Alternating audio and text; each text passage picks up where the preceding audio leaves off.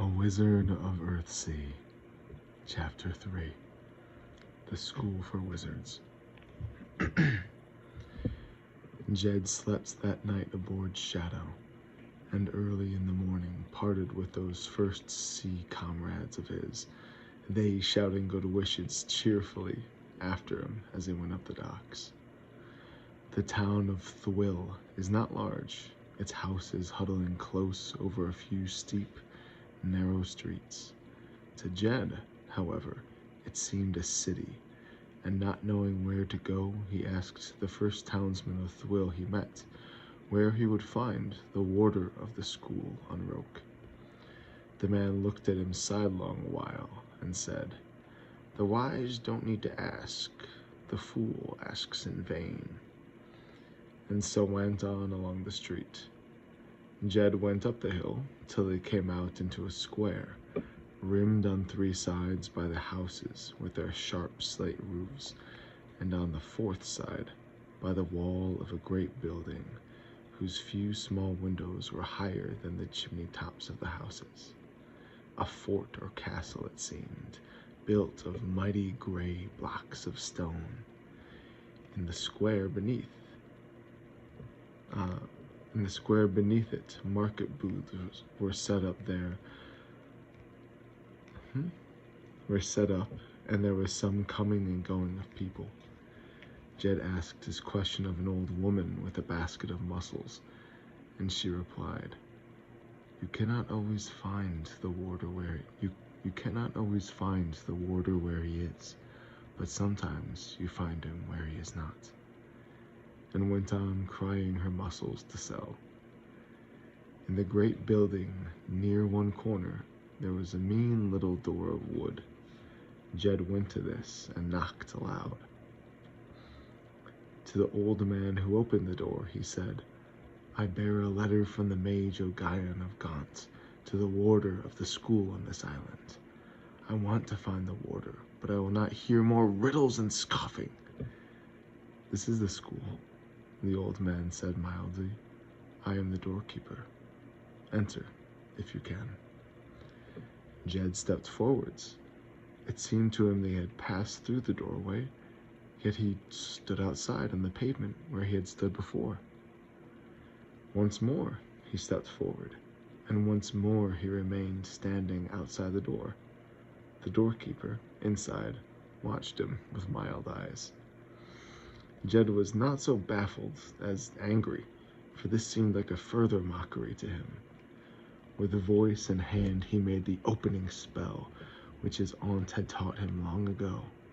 It was the prize among all her stock of spells, and he wove it well now. But it was only a witch's charm, and the power that held this doorway was not moved at all. When that failed, Jed stood a long while there on the pavement. At last, he looked at the old man, who waited inside. "I cannot enter," he said willfully, "unless you help me." The doorkeeper answered, "Say your name." Then again Jed stood still a while, for a man never speaks his own name aloud until more than his life's safety is at stake. "I am Jed," he said aloud. Stepping forward then, he entered the open doorway. Yet it seemed to him that though the light was behind him, a shadow followed him in on his heels. He saw also, as he turns, that the doorway through which he had come was not plain wood, as he had thought, but ivory, without joint or seam. It was cut, as he knew later, from a tooth of the great dragon. The door that the old man closed behind him was of polished horn, through which the daylight shone dimly, and on its inner face was carved the 1,000-leafed tree. "Welcome to this house, lad," the doorkeeper said, and without saying more led him through the halls and corridors to an open court far inside the walls of the building. The court was partly paved with stone, but was roofless, and on a grass plot a fountain played under young trees in the sunlight. There Jed stood. There Jed waited alone some while. He stood still, and his heart beat hard, for it seemed to him that he felt presences and powers at work, unseen about him here, and he knew that this place was built not only of stone, but of magic stronger than stone. He stood in the innermost room of the House of the Wise, and it was open to the sky. Then suddenly he was aware of a man, clothed in white, who watched him through the falling water of the fountain. As their eyes met, a bird sang aloud in the branches of the tree. In that moment, Jed understood the singing of the bird and the language of the water falling in the basin of the fountain, and the shape of the clouds, and the beginning and end of the wind that stirred the leaves. It seemed to him that he himself was a word spoken by sunlight. Then that moment passed, and he and the world were as before, or almost as before. He went forward to kneel before the Archmage, holding out to him the letter written by Ogayan. The Archmage Nemerl, warder of Roke, was an old man, older it was said than any man then living. His voice quavered like the bird's voice when he spoke, welcoming Jed kindly. His hair and beard and robe were white, and he seemed as if all darkness and heaviness had been leached out of him by the slow usage of years, leaving him white and worn as driftwood that had been a century adrift. "My eyes are old. I cannot read what your master writes," he said in his quavering voice. "Read me the letter, lad." So Jed made out and read aloud the writing, which was in Hardic runes, and said no more than this: "Lord Nemerl, I send you one who will be greatest of the wizards of Gaunt, if the wind blow true." This was signed, not with Ogayan's true name, which Jed had never yet learned, but with Ogayan's rune, the closed mouth. "He who holds the earthquake on a leash has sent you, for which be doubly welcome. Young Ogayan was dear to me, and when he came here from Gaunt, young Ogayan was dear to me when he came here from Gaunt. Now tell me of the seas and portents of your voyage, lad."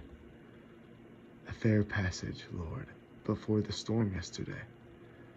"What ship brought you here?" "Shadow, trading from the Andrades."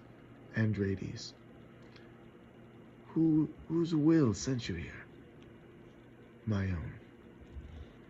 The Archmage looked at Jed and looked away, and began to speak in a tongue that Jed did not understand, mumbling as will an old man whose wits go wandering among the years and islands. Yet in among his mumblings there were words of what the bird had sung and what the water had said falling.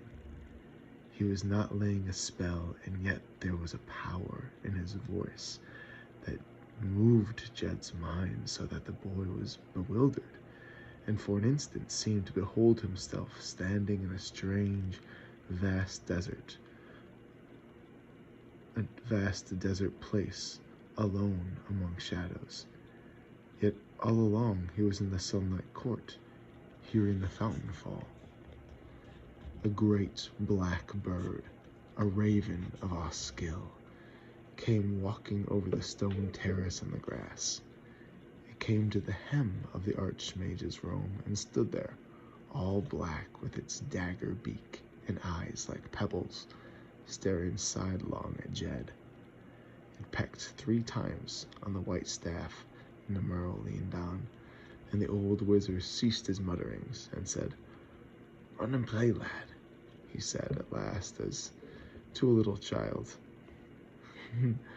"Run and play, lad," he said at last, as to a little child. Jed knelt again on one knee to him. When he rose, the Archmage was gone.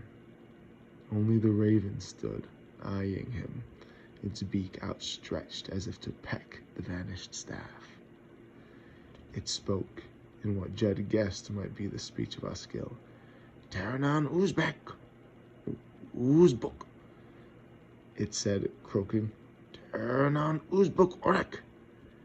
And it strutted off as it had come.